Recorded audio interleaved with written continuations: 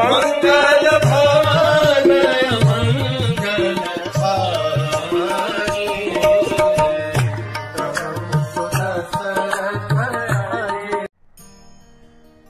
हरे कृष्णा। जटायु को समाधि दे करके उनकी चिता को अग्नि दे करके बहुत शोक के साथ में राम और लक्ष्मण ने वहां से प्रस्थान किया। आगे जा करके उन्होंने देखा कि सह्याद्री के पहाड़ों में एक गुफा है और वो गुफा बहुत बड़ी थी और वो गुफा को देख करके राम और लक्ष्मण उस गुफा की तरफ बहुत ज्यादा आकर्षित हो गए। तो वो अंदर जाने लगे। ये गुफा क्या है, एकदम अजीब सी है लेकिन आकर्षक है। वो अंदर जाने लगे। थोड़े समय में वो गुफा तो अंदर जा रही है लेकिन वहां पर बिल्कुल इतना अंधेरा है कि वो 1 इंच आगे का कुछ नहीं देख सक रहे। और राम और लक्ष्मण सोच रहे हैं ये गुफा है क्या। दे वर डेफिनेटली श्योर कि इसके अंदर कोई तो है। इतनी बड़ी गुफा है, अंदर तक है। और यूजुअली अगर अनमैन्ड या जहां पर रहीवास न हो ऐसी जगह इतनी अंदर तक जाएं तो वहां फिर चमगादड़, मकड़ियां ये सब मिलेंगे और उनके पंख तो टकराएंगे, उनकी आवाज तो सुनाई देगी, मकड़ी का जाला ऐसे ऐसे करना पड़ेगा, कुछ ना कुछ तो होगा। लेकिन यहाँ पे कुछ नहीं हो रहा है। वो बस पैर आगे आगे थोड़ा थोड़ा बढ़ाते जा रहे हैं, धीरे धीरे आगे बढ़ रहे हैं और एकदम मस्त। नीचे भी सब साफ है। सो दे डेफिनेटली न्यू कि कोई ना कोई तो है इन गुफा के अंदर।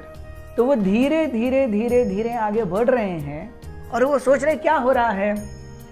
तभी बहुत अंदर जाने के बाद एकदम डरावने में न राम लक्ष्मण को देख पा रहे हैं न लक्ष्मण राम को देख पा रहे हैं, कोई आधा इंच आगे भी नहीं देख पा रहा, केवल अंधेरा है। इस अंधेरे में उन्हें 2 लाल आंखें दिखाई दी झपकती हुई। और क्योंकि नर लीला कर रहे हैं, राम और लक्ष्मण के पैरों के नीचे से जमीन खिसक गई कि ये क्या हो रहा है। राम और लक्ष्मण एक समय के लिए देख करके इतने विचलित हो गए, दोनों ने एक साथ अपने पैर पीछे लिए और ऐसा हो गया कि राम लक्ष्मण दोनों के पैर अटक गए और दोनों फिसलने ही वाले थे। एक दूसरे के पैर में अटक गए कि दोनों ने एक दूसरे को संभाल लिया। लेकिन अब तक वो मतलब जितना अंदर गए थे उतना उन्होंने उस केव को एक्सप्लोर किया था और वो जानते थे कि वो जो सुरंग है, वो जो केव है, सीधे अंदर जा रही है और बीच में कोई पत्थर या कुछ फिसलन सी चीज कुछ नहीं है।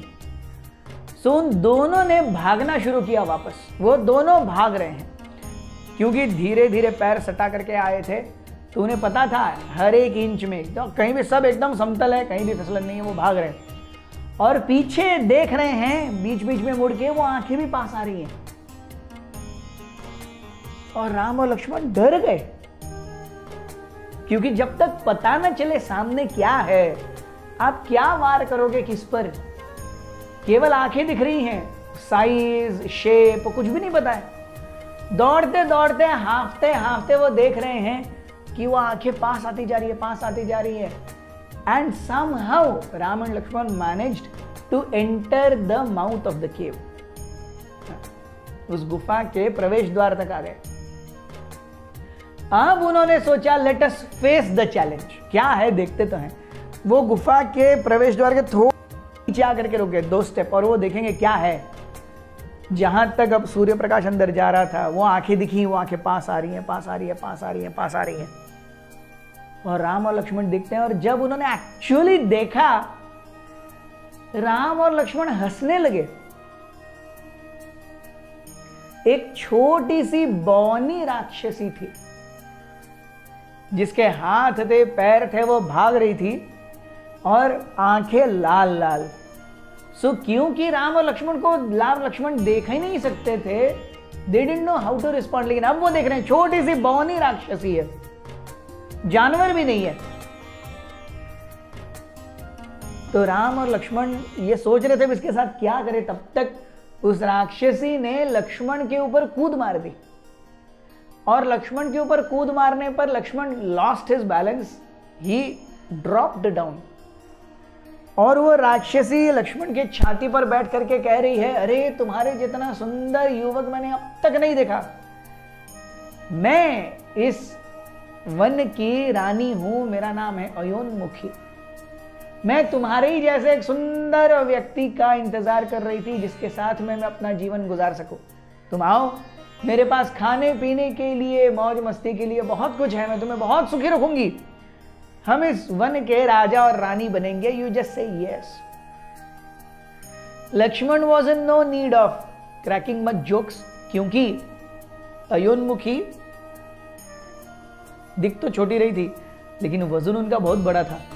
Lakshman was suffocating. So Lakshman, Ayomukhi जब लक्ष्मण के ऊपर ऐसे बैठ गई, फॉर्चुनेटली लक्ष्मण ने अपनी जो कटार है वो अपने राइट साइड पर रखी थी। सो लक्ष्मण ने अपने कमर के राइट साइड से कटार निकाली और वही हाल हुआ जो शूर्पणखा का, ईएनटी सर्जरी, नाक कान काट दिए। और अयोनमुखी इतने जोर से चिल्लाई, उसके नाक से और कानों से खून आने लगा। Lakshman knew how very well to perform an ENT surgery, उन्होंने पहले शूर्पणखा की कर दी थी। So this was a second experience and second practice, it went better than शूर्पणखा's।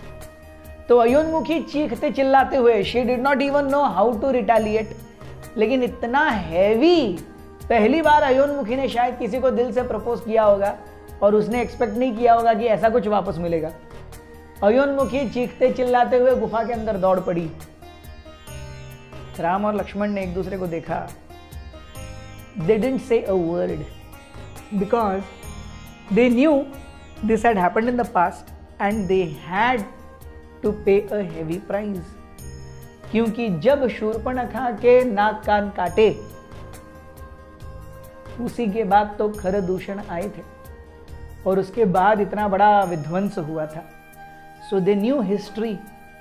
लेकिन अब अयोनमुखी की ईएनटी सर्जरी करने के बाद ये किससे मिलकर के क्या गुल खिलाएगी, ये केवल भविष्य की बात थी जिसे राम और लक्ष्मण ने सोचा, let's wait and see. Thank you very much. Hare Krishna.